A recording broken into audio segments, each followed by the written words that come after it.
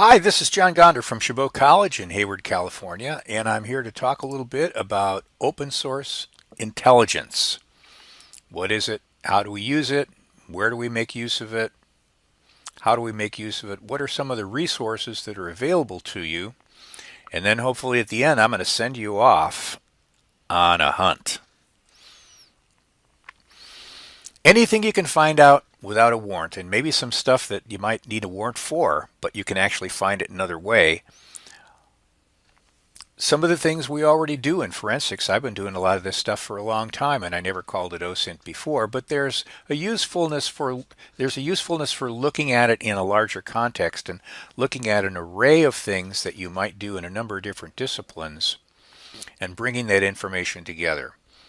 Basically, we're talking about gathering stuff up for a reason and then organizing, identifying, analyzing, and presenting that information to give us a picture of something that allows us to answer questions or find new questions to ask. We want to address a specific question. Well, you could go out there and flail around and find a lot of information, but you wouldn't necessarily be able to organize that well if you didn't start out with a goal. One of the most important things, and I'll emphasize this again later on, and this sort of comes from forensics, is that you can find out some stuff or think you found out some stuff, but it may not be all true. Well, isn't everything true on the internet? Yeah, right. But we're not going to get anywhere if we can't use anything. So we just have to be aware of what we know and our level of confidence in what we know. And if you determine that to be a percentage, whatever way you want to think about that, but as a part of your notes and as a part of your documentation, it's good to be aware of where something came from, if possible, how it got there, and then evaluating it in a larger context that then gives us an idea of what do we think we know. Well, I'll come back to that later in a couple of minutes when we're looking at evaluating some pictures from social media. A lot of people use OSINT. A lot of people do OSINT. One of the things you might not normally think about is the role of open source intelligence in hiring. If I am applying for your vice president position here, you really want to know more about me. Am I a corporate spy? Have I dissed your corporation in the past? Are there things about me that will come out at some point and then be a problem for you in social media? And then, of course, missing persons. One of the groups that I'll point you to in the appendix is a group that crowdsources open source intelligence investigation done by volunteers for finding missing persons and helping out small law enforcement groups or individuals or groups who don't have the resources to do those kinds of things on them, but by themselves. It's very important. Open source intelligence, it can be an entire career. Well, how do we need to proceed? This is an overall context for you to remember when we're talking about some of the specific tools in a couple of minutes here. We want to know what we're looking for in the first place, or at least have some idea what our goals should be. And we should have laid out a plan of operation. When we look at the workflows in a minute here, you'll see what I'm talking about in terms of wanting to have a plan. How are you going to go about this? What are the things that you want to cover and make sure that you can check those off like a pre-flight checklist. You also want to be able to protect yourself and the people you're working with and the information you're gathering with good operational security and communication security skills and tools and strategy. Then there's the process of execution, and of course, in the middle of things, you may be changing your mind about something depending on what you find. It may send you in a new direction. And of course, as you go along, you've got to have a good organizational template within which to document your findings, which are going to then be evaluated. There's an awful lot of different places to find things, and having a good plan, a good methodology, a good set of templates, and maybe some applications to help you organize that information will make it far easier for you to evaluate well and analyze as you go along and in the end when you're doing your reporting. And of course, good reporting, good documentation, that's the key to getting a check. And of course, the bottom line for all of this is what? You want to eat. So you want to be able to have a good report that presents information for humans so that first of all you can understand it and make use of it, and then those people for whom you're working will be able to understand it and make use of it. So a couple of the big takeaways here from this stuff we're looking at: scripted shortcuts, the JSON stuff we're going to look at in a minute. Virtual machines are very important tools that actually end up covering pretty much everything from the CEH appendix. And Michael Bizel hosts a lot of resources up on his site. He's someone who, at inteltechniques.com, a link you'll see later on, has written a number of different books and created a lot of tools and a lot of shortcuts, and they're all available under the Creative Commons license. An example, here's some of the information that's in this cheat sheet that he has up there in inteltechniques.com, which itself, that PDF, provides a good basis for you to be thinking and organizing your approach. One of the things that people in OSINT investigation typically do, they may program for themselves or they make use of things that are already done, are tools, scripts. Because after you've typed in about 25 or 30 times the same name and email address to try to look at it in 25 different places, you'll immediately begin thinking, you know what, this would be really good to do once as a script, and then be able to supply some field values from a list which will then automatically operate. And that's again one of the things that is available to you out there. Good reporting tools, templates, workflow, data organization. And this is some of the information that's available through Intel Techniques, but gives you a look at the kinds of things to either create for yourself or find and start to make use of. Here's an example of workflow charts. These are again from Michael Bizel, but there's a number of them out there. These are also actually used by the Trace Labs group, the group that finds missing persons. You are unlikely to make use of all of these steps in any individual investigation, but what this kind of thing does for you is make sure you don't miss out on something that's important, because you're in the middle of the woods and you lose track of one of the trees that's really important.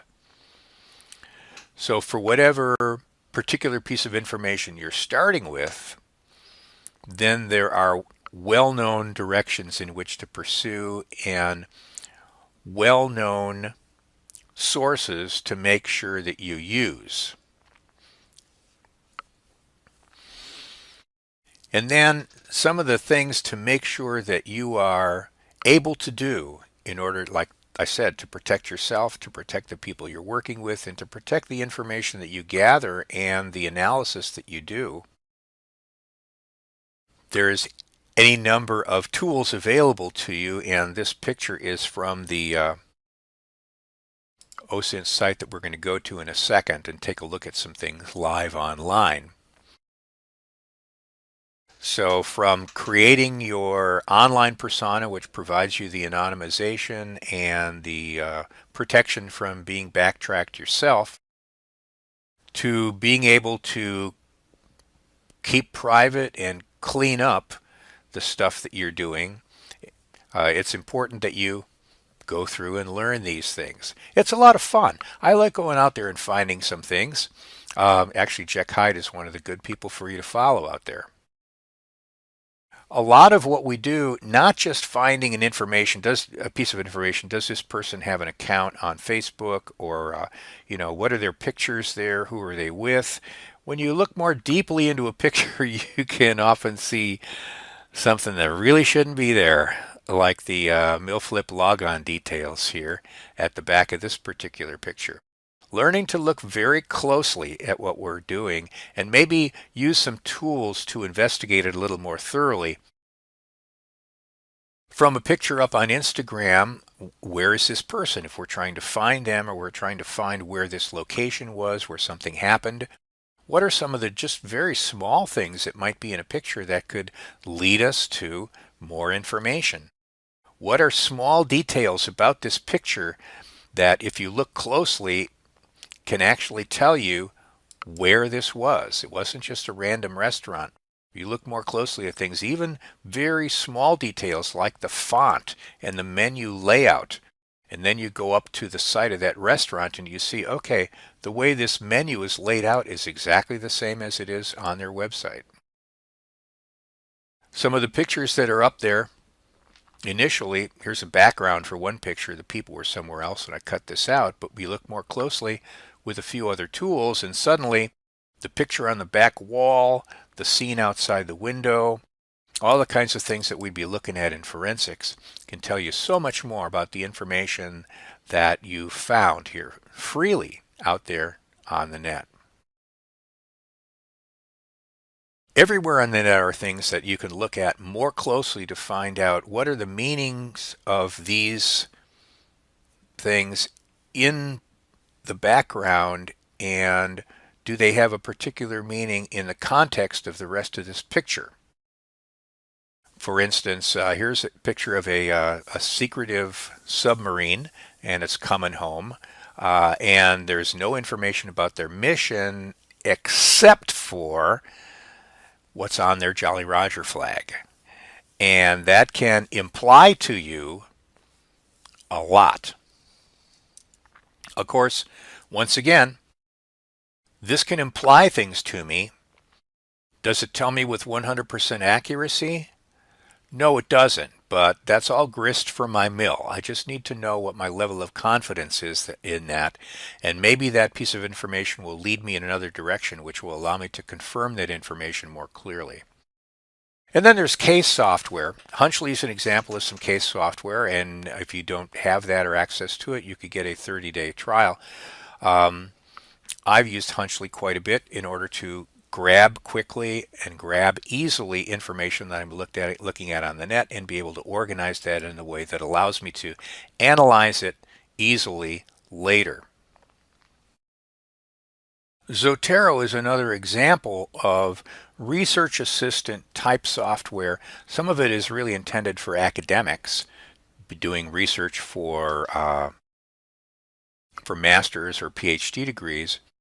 Some things are intended for use directly for forensics, but whatever you make use of, you want to have some way of pulling that information and not just typing it into, well, it's better than nothing as putting it into a text file somewhere, but it's much easier if you have a piece of software that helps you organize things and then be able to find those things according to categories later.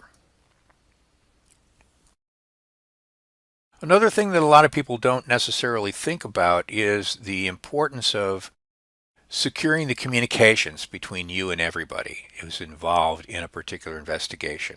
Securing your information, securing your files, but also securing the conversations that you're having with other people in your group.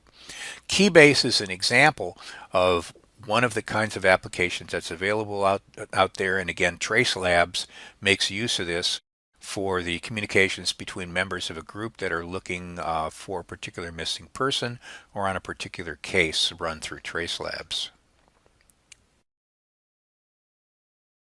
Of course, you're going to be creating your toolbox and expanding your toolbox and constantly refining your toolbox and learning more about the tools in each of those sets of tools in your toolbox, like Buscador, like Kane, like Kali. VirtualBox is the one that I most make use of, and primarily because as a teacher, I'm teaching across different operating systems, and anything I show or do in VirtualBox is going to be the same across all three major operating systems. Within that virtual machine world, Whonix, Kali, and Buscador are some basic ones for you to be looking at and making use of. The latest book from Michael Bazzell of Intel Techniques actually works through, and you saw here in this list, OSINT Master. I'm in the midst of creating a new version of Buscador myself, based on the scripts that are been put forward by Michael Bazzell and some others. One of the distractions about Buscador is being able to keep things up to date. Of course, in the Intel world, or in the IT world, things change very quickly. Kali is coming out with new things all the time. There's new versions of a lot of the tools that are there, and just the process of keeping stuff up to date can be problematic. I'll tell you, however, from a forensics point of view, there's some value in having older sets of tools. If you've been in forensics for a while, and let's see what we got in here. We got an XP. Here's an XP box in here that holds a whole lot of older sets of tools, a number of which have gone payware, and they don't run on anything newer than XP, but I still have them. I have them here in my XP virtual machine, and I can still make use of them. So just because it's old doesn't mean it's useless. Well, now in a minute, we're going to go and take a look at this particular site, OSINT Framework. And Nordine and through GitHub is where this is maintained. A lot of people have contributed to this, again, because things change as you start to go through this, and I'm going to be sending you down this rabbit hole. It's a rabbit hole for sure. You're going to find some stuff that's maybe payware and you don't want to do that. A lot of stuff that's free and open source. And in some things that are broken links. Well, if you want to be part of the community, you would go up on GitHub and maybe contribute to that. This is not working anymore, or I found a new resource and I want to contribute this to the framework that all of us are making use of. So let's go on up there and take a look at that. Well, here's the OSINT framework page, which contains within it JSON-based links under a whole lot of different titles that can take you to a lot of different sites and resources that you can use. They're by far not the only ones available, but even just here are just dozens and dozens and dozens of things for you to go through based on the information that you have available or the information that you want to research. So say, for instance, you want to find out, are any of my folks here that I'm looking for, are they compromised in some way? There's a lot of places you can go to find that out. Breach lists. We're looking for sites that they own, and we find IP addresses or domain names, and we want to further research what it is that they're doing. What's their reputation? Are they on any blacklists? Are there any other domains that they own? Are they running in cloud services somewhere? In terms of images, do we have some pictures that we want to take a look at? We want to find them and then we want to take a look at them. Videos. Where can we go to look for videos? And then when we find some things, what can we do to analyze those just a little bit more, frame by frame? Maybe look in the background and see what it is that's happening. Are there other people that are associated with these people? Are there other things going on in the background that give us important information that then becomes part of our documentation and our analysis? There's a lot of different things. Remember, I talked about the font on that menu helped identify the location of that particular restaurant. And then, of course, all the things that, are going to be obvious, really. Social networks, people search engines, dating, phone records. There is some stuff, though, that you may not normally have really thought of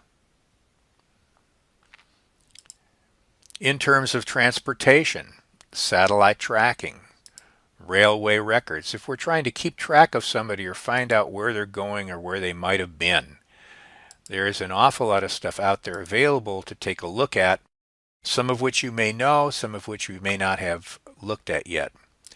You may not be aware that you can go out there and let's see, here's San Francisco. Well, what's this ship? Well, that's the Cougar, and it's currently at aiming 323 degrees 1 minute ago, and it has a destination of somewhere. And then over here in the port of Oakland, there's a number of different ships, some coming in, destination, some here already. Small ships, large ships.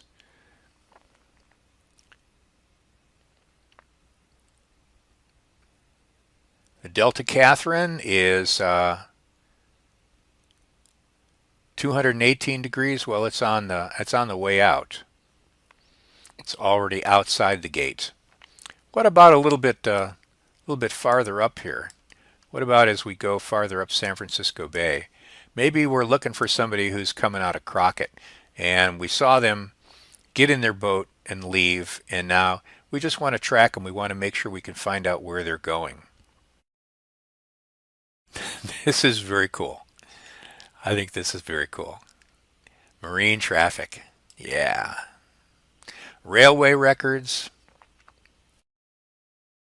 Well, as you see down here in the left-hand corner, here's some notification information and requests for suggestions, comments, and feedback, because like I said, stuff changes over time and this continues to change, but a lot of people have contributed to a lot of these different things, the different kinds of tools. We talked a little bit about automating what you're doing. What are ways to automate your flow, automate your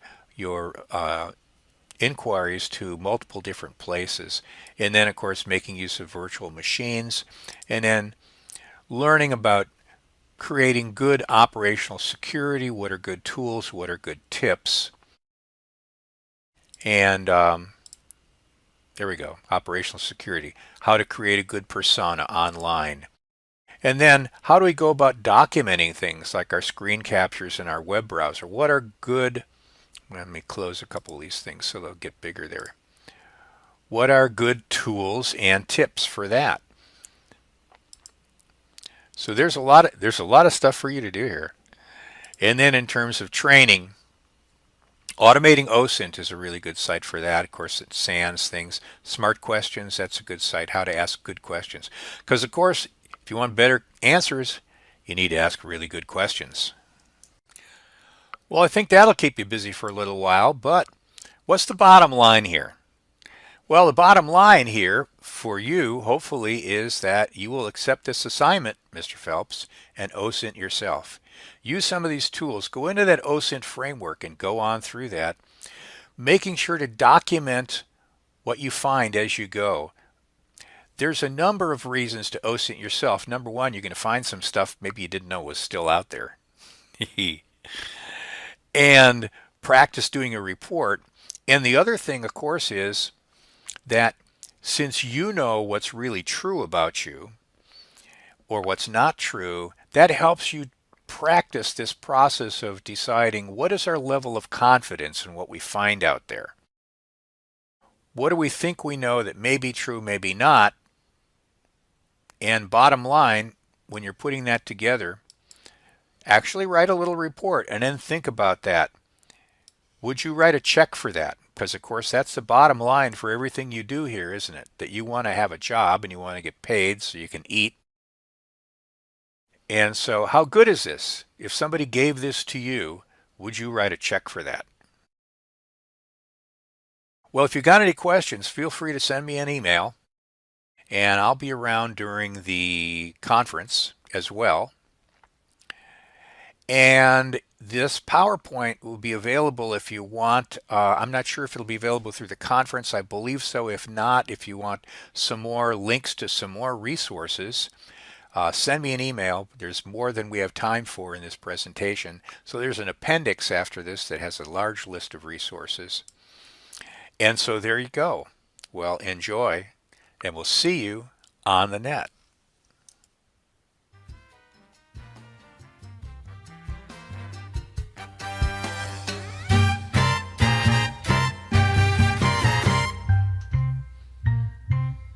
Thank you so much, John, for presenting that here at Core IT.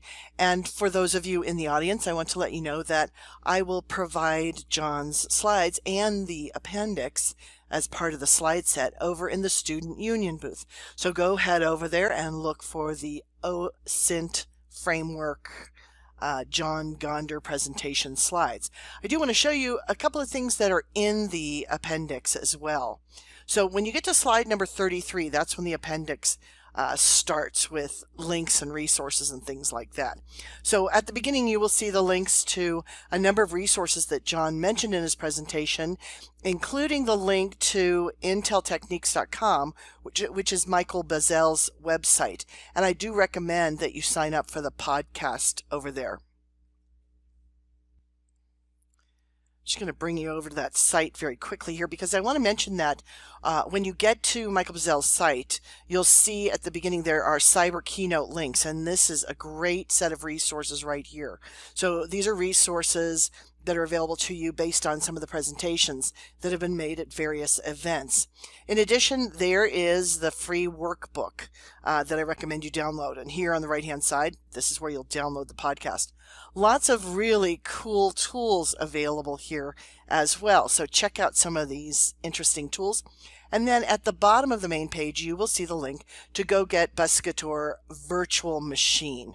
So I would highly recommend that you go and you download that if you're going to be doing some online investigations like this. There's the link to the osintframework.com site that John was showing you. And I also wanted to show you this site right here, Bruno Mortier's site. And let me just grab that and bring that over. Just one second. So this is a really interesting site. Now, I'm not going to even sign in, but I'm just going to show you some of the interesting things here. Up here at the top, one of the interesting links here is this iMint, VIInt.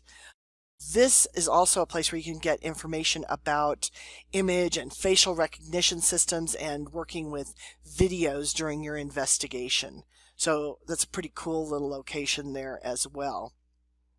Now, John mentioned Trace Labs, and I just want to mention that when you go and you see these links for Trace Labs, this one right here is a really interesting link.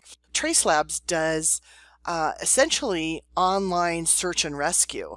So it's Canadian-based company, but they work with companies and people all over the world to generate new leads on missing persons cases. And if you want to find information about participating in Capture the Flag, just follow this second link that you see in here on page number 36 of the slide set. Who to follow on Twitland? Yes, in Core IT, we have Jeff Carroll doing an IPv6 presentation. We also have Jasper Bongertz doing a Trace Wrangler presentation. I hope you also will follow me, Laura Chappell, on Twitland. That would be great. And your presence on the net should also include, you will see HTCIA has a booth here at this event as well. And hopefully you'll follow me too. Gosh, John, you think it put me on here? Thanks a lot, buddy. I'm just kidding. John and I have been friends just forever. In the notes, John does mention Hunchly and that you can get a 30-day free version of Hunchly to work with, but also read the articles that are available online at Hunchly, and definitely follow Justin. This is a great one that he put in, the TweetBeaver site here, where you can find out all sorts of information about a person's Twitter account using TweetBeaver. There's law enforcement tools, but these tools are available to anyone. Sometimes you will find tools out there on the internet that will state that they are a -LE or -law enforcement only tool. And then, of course, you would have to validate that you're law enforcement in order to get to use that. But a lot of these tools are used by law enforcement, but we also can use them because they're free. Of course, looking at domain history, there are lots of sites. Hoaxie is one of them. Domaintools.com is another one.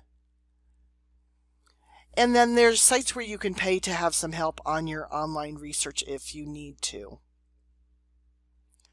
There's Intel Techniques. I showed you that before, and I highly recommend that you download any books and resources and references from Michael Bazzell.